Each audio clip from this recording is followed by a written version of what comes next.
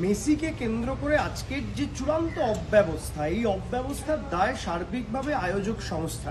যে আয়োজক সংস্থা আজকে এটার আয়োজন করেছিল তাদের এই অব্যবস্থার দায় নিতে হবে।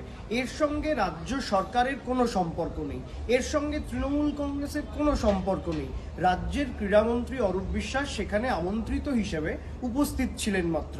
এখন দেখুন, রাজ্য সরকার এই জাতীয় প্রোগ্রামের অনুমোদন তো দেবেই, যদি অনুমোদন না দিত তাহলে বাংলা বিরোধী বিজেপি তারা আবার এটাকে নিয়ে রাজনীতি করতেন।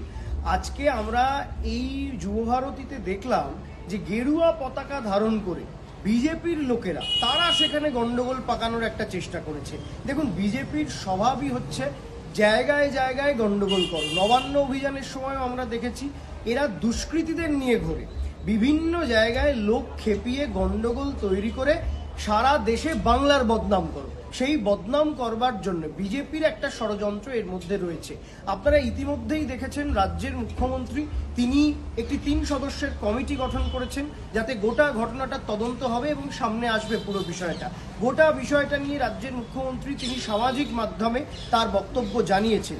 কিন্তু আমরা বারবার বলছি যে বিজেপি গেরুয়া পতাকা নিয়ে মেসির ফ্যানেরা কি করছিল?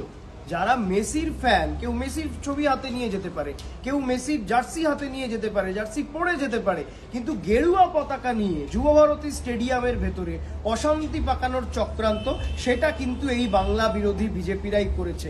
আজকের এরকম একটা দিনে এই বিষয়টা নিয়ে রাজনীতিকরণ করে আসলে বাংলার বদনাম করতে চাইছে বিজেপি। এটা থেকে আবার পরিষ্কার হয়ে যায় বিজেপি আদ্যপান্ত একটি বাংলা বিরোধী দল।